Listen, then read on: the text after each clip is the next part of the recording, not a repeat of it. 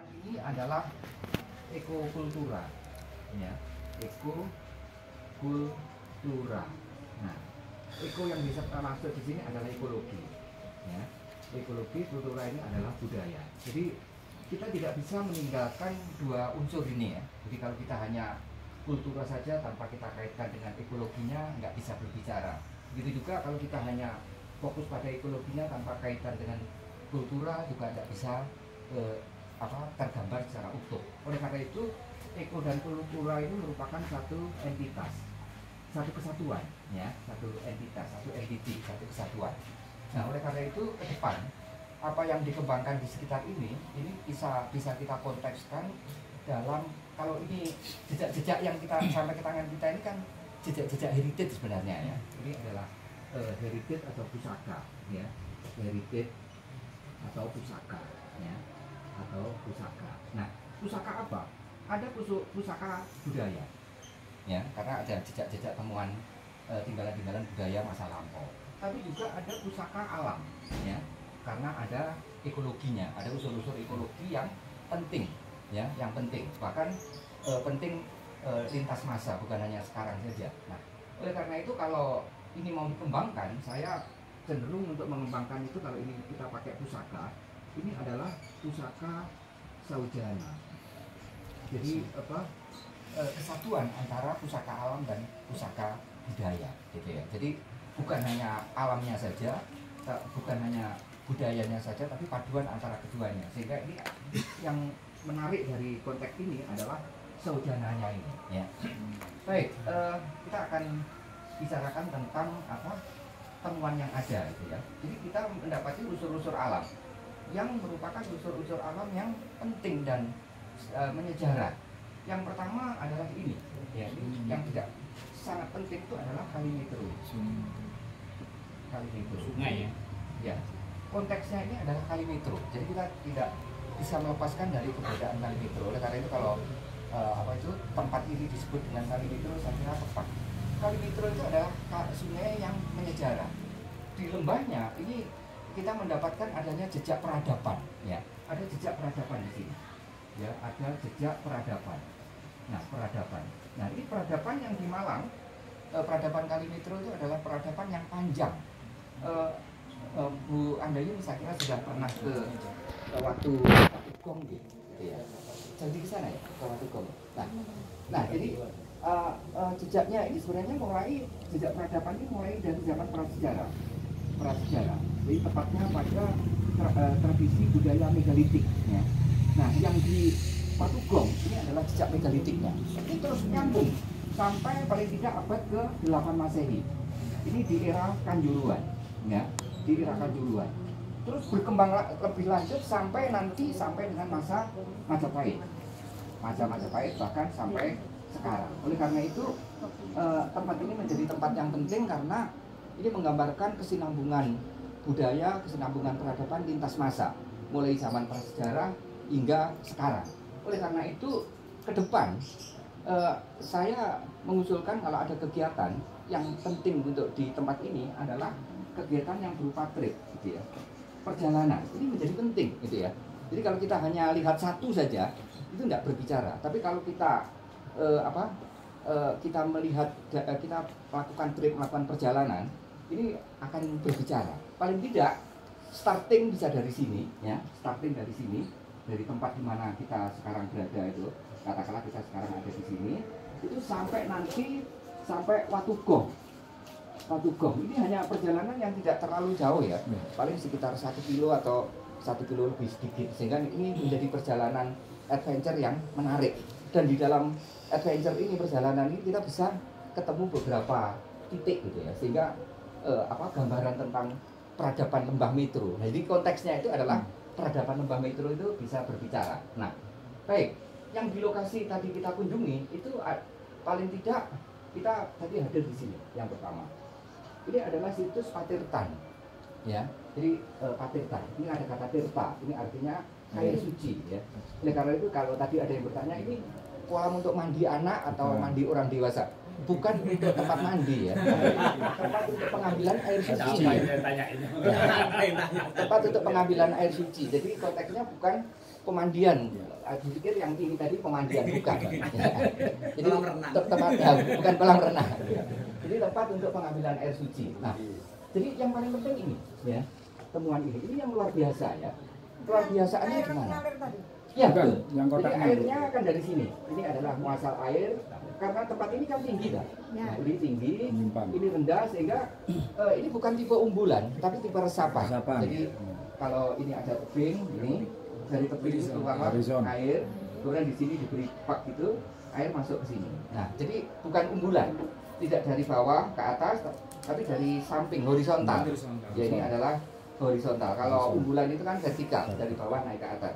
Ini horizontal. Jadi mengapa air keluar di sini? Karena tempat ini tinggi, jadi membukit.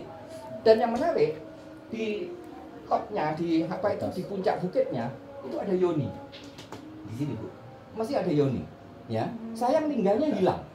Sayang tinggalnya hilang. Ya, kalau ini dibersihkan, sangat mungkin di bawah yoni ini masih ada struktur bangunannya. Ya, digali itu masih ada struktur bangunannya.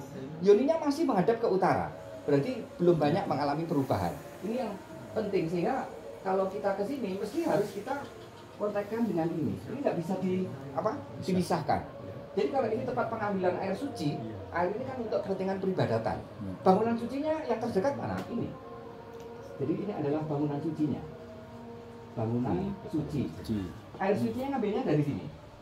Nah, mengapa bangunan suci itu ditempatkan di sini? Karena bagian itu adalah bagian yang memunggung. Jadi di punggungnya inilah di sini ada bangunan suci.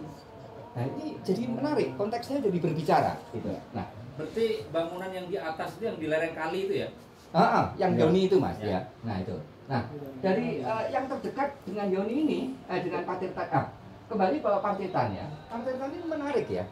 Karena Patirtan itu bentuknya seperti yoni besar.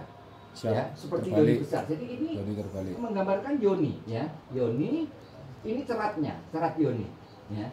Nah jadi yoni itu simbol dari istri Dewa Siwa, Dewi Parwati. Dan kenapa yoni? Karena kategori yoni itu perempuan. Air ya sama dengan yoni ya, sama dengan perempuan. Jadi mengapa yoni? Karena ini adalah simbol wanita, simbol perempuan. Perempuan adalah air. Nah, jadi air yang kemudian mengisi ini keluar lewat sini dan seterusnya lewat sini, dan di sini semula itu ada bangunan berteras masih kelihatan. Jadi kalau dibersihkan akan kelihatan. Dugaan saya dulu ini ada rumah berpanggung. Jadi kayak balai kambang gitu ya. Yang di sini digenangi oleh air dari sini. Jadi di sini bendung. Ya, dikasih tanggul gitu ya. Ini memang perlu dibersihkan ya. Nah, yang menarik perhatian kita di Malang, Patirtan itu tidak selalu harus dibuat dari balok-balok batu ditata atau bata-bata ditata, tidak, tapi mengerjakan batu padas, karena batuan ini padas. Ya, batuan padas. Ini mirip dengan yang kalau di kabupaten ini mirip dengan di Ngawonggo. Mirip juga yang semacam ini jejaknya kita dapati di Umbulan Ngenep. Nah, itu ya. Itu juga mengolah tanah padas. Jadi ini Patirtan tetapi memanfaatkan tanah padas yang keras. Kalau di Malang tanah padas keras itu namanya curing. Ya. Jadi memanfaatkan curing ini untuk wadah air gitu ya. Nah, dengan demikian pasti di sini ada aktivitas budaya. Nah, temuan tadi ya Mas ya, yang tadi mana? Kita mendapatkan di sini gerabah keramik gitu ya. Kita temu gerabah, kita temu keramik. Ini memberi petunjuk kepada kita bahwa gerabah dan keramik yang itu merupakan tipe wadah itu dipakai untuk pengambilan air di sini dari bawah. Nah, untuk pengambilan air sucinya beberapa mungkin jatuh, pecah, kemudian ditinggal dan seterusnya. Karena itu gerabah keramik masih kita dapati. Oleh karena itu nanti ini menjadi penting ya, gerabah keramik itu walaupun pecah-pecah. Dan di lapangan masih ada, kalau itu dibersihkan masih ketemu lagi, gitu ya. Ketemu yang banyak tuh. Tadi ada dari zamannya dinasti Song, ya Song gitu ya, dan sebagainya. Ya. Nah, selain itu kita dapati adanya ini lumpang batu 2 buah, ya. Lumpang batu 2 buah. Nah, lumpang batu itu konteksnya dengan sawah, ya. Jadi area di sekitar ini adalah area persawahan. Jadi yang sekarang ini masih merupakan persawahan. Ini sebenarnya jejak persawahan masa lampau yang berlanjut sampai dengan sekarang, walaupun posisi persawahan yang sekarang itu kalau dalam istilah asing disebut the last sawah. Sawah terakhir ya. Saya tidak tahu ini 10 tahun masih bisa bertahan apa enggak? Gitu. Kalau kita beli.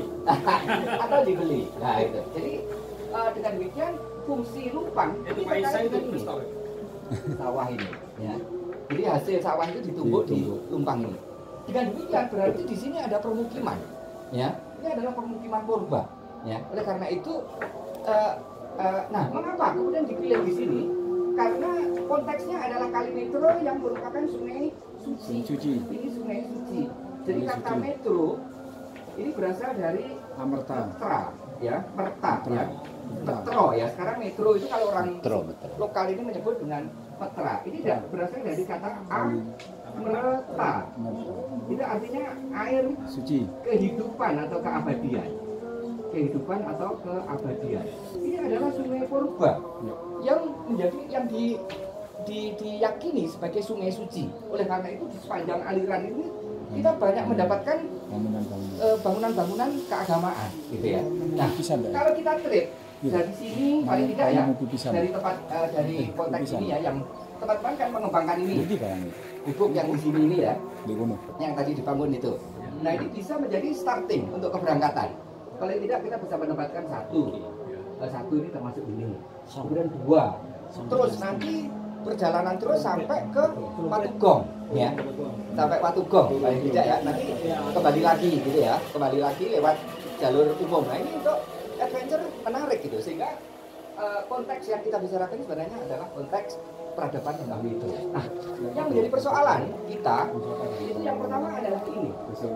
Ini jadi persoalan karena area perumahan ini kan dikembangkan sekarang ya, area pengembangan, dan ini adalah direklamasi, ini urukan. Nah, kita khawatir, saya tidak tahu ya, area perumahan itu sampai mana. Nah, karena ini adalah situs ini. Oleh karena itu yang perlu, jadi ini perlu kita tetapkan zonasinya. Kawasan, Pak. Ya, jadi seberapa jarak yang bisa ditolerir dari perumahan ini, dari area pengembangan ini? Titiknya di Tirta. Apa? Titiknya di sini. Ini adalah titiknya, jadi ini adalah nolnya. Nah, nanti kita tetapkan zonasinya, ya.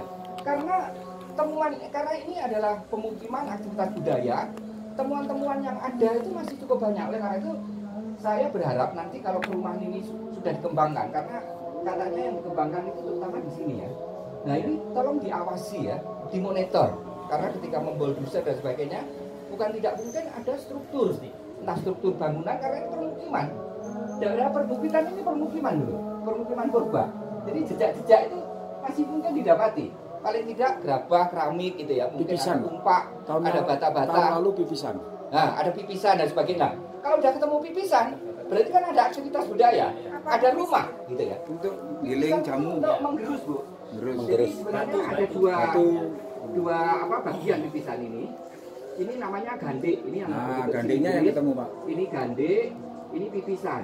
Nah, ini lazim sampai tahun-tahun 80-an itu masih lazim digunakan untuk menggerus seperti bumbu-bumbu, obat-obatan dan sebagainya. Nah, kalau ketemu ini pasti konteksnya rumah tangga. Kalau ketemu ini bisa konteksnya sawah. Tapi baik lumpang ataupun pipisan ini konteksnya pemukiman. Oleh karena itu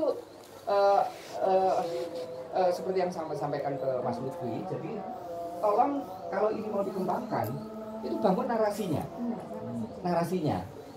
karena tanpa narasinya ini nggak bisa berbicara.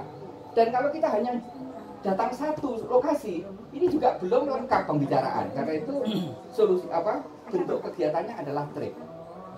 Ya kita nge-trip, nanti kembali lagi ke sini didialogkan seperti ini. Ini baru bisa berbicara. Oleh karena itu saya kira Ke-9 gugus Kanjuruhan. Ya paling tidak. Nah, bahkan nanti bisa ke sini kalau enggak pilihannya bisa ke Watugong atau pilihannya bisa ke Candi Gasek. Karena dari sini di sini tuh relatif dekat. Nah, ini ada reruntuhan. Candi di Karangsuki ya, yang di kuburan Gasek itu ya. Nanti ke selatan sedikit sudah Candi Badut. Jadi, nah, satu hal yang menarik ya, Ini kan daerah ini barat, ini timur. Nah, kalau kita lihat Pararaton disebut-sebut tentang desa dusun ya, yang desa kuno yang namanya Kapundungan. Ya, Kapundungan. Jadi dari kata pundung. Pundung itu nama buah pundung gitu ya. Nah, dalam ini terkait dengan angrok. Ya. Dari Angrok. Jadi Angrok itu sempat melakukan pencurian di Kapundungan, akhirnya ketahuan. Karena ketahuan dikejar, dia naik pohon tal. Nah, pohon tal itu ada di sini, di barat sungai. Ya. Tapi ketahuan, akhirnya ditunggu oleh warga, Angrok tidak turun-turun, gitu ya. Karena itu akhirnya pohon itu dipotong. Nah, Angrok sempat nangis, gitu ya. Dan dia memohon kepada Dewata, gitu. Dan kemudian ada suara dari langit bahwa ini adalah anakku dan seterusnya. Angrok kemudian turun meluncur, dia ngambil dua daun tal itu dikempit di kanan dan di kiri, lompat turun ke bawah itu terus nyebrang sungai dari barat menuju ke timur. Nah, yang ngejar nggak bisa karena terhalang oleh Kali Metro ini. Nah, jadi ini area yang kita datangi tadi ya, termasuk teman-teman ini, nama kunonya yang disebut-sebut di dalam Pararaton itu adalah Kapundungan. Nah, ini adalah, kalau ini ada pemukiman, ini adalah pemukiman Kapundungan di masa lalu seperti yang dibicarakan dalam Pararaton. Inilah narasi semacam ini mesti kita bangun, gitu ya. Kita buat supaya orang datang itu, kita datangi apa sih sebenarnya, gitu ya. Karena jejak-jejak yang sampai ke tangan kita itu ya jejak-jejak serpian-serpian ya, seperti kita lihat di sini. Nah, kalau ada keramik, ya keramik, ini berarti tempat ini cukup maju, ya, karena ini barang import ya. Nah, kemudian kita juga lihat beberapa gerabah ini tiba-tiba wadahnya bibir. Gerabah berarti ini cukup gede nih. Nah, ini kalau ini tarik paling tidak kan segini. Wali. Nah, kemudian ini ya bagian atas ya, dan sebagainya. Ada logam juga, ada temuan logam juga. Nah, jadi ini pemukiman ini sudah cukup maju pada zamannya dan panjang, mulai dari era paling tidak era Kanjuruhan sampai dengan era Majapahit. Nah, saya kira itu ya. Jadi yang ingin saya tekankan, kita perlu berbicara dengan pihak pengembang ini. Dia maunya gimana? Artinya pihak pengembang perlu dipahamkan, terutama ketika mau mengembangkan areal ini. Kemudian yang kedua, warga setempat, entah desa, entah RW, nah ini mesti bersama-sama dijaga, termasuk dinas. Maaf Kak Pending, karena ini cerita sejarah, nggak mungkin kan yang tahu kita sendiri. Betul. Percuma kan kita kalau hanya kita sendiri. Seumpama ini Nyun Sewu, kita alokasikan anggaran untuk pembuatan cerita ini. Betul. Yang nantinya itu bukan hanya kita sedikit ini yang tahu. Bisa di-share. Nah, hari ini kita hanya apa yang akan kita lakukan ke depan. Betul. Jadi Nyun Sewu, memang nek kebudayaan itu malam. Nah, aku kadang malangan to the point. Jadi ini setelah kita tahu langkah apa ke depan kita dalam waktu dekat. Betul. Ya. Nah, ini cerita ini Nyun Sewu penjenengan kemas dalam buku. Siap. Nantinya kita akan menganggarkan untuk pembuatan sejarah. Betul. Yang nomor Ya, baik. Jadi sekalian saja. Jadi kita akan membuat jejak peradaban Lembah Metro, gitu ya. Termasuk salah satunya ini ya. Itu dalam bentuk buku ya. Dalam buku, misalnya nanti bukunya itu belum lengkap. Betul, tidak apa-apa. Tapi embrionya yang penting ada dulu. Minimal sudah ada embrio itu tadi. Betul. Kerangka jelasnya ada, Ya. nanti tinggal ya. Mungkin ada dua bu. Istilahnya di FGD kan. Betul. Nah, mungkin ada dua. Jadi selain buku, kita buat video pendek bu. Nanti hasil jelajahnya itu video itu pendek. lampirannya nanti. Nah, nanti buku lampirannya video. Ya, jadi penjelasan di situ. Sip.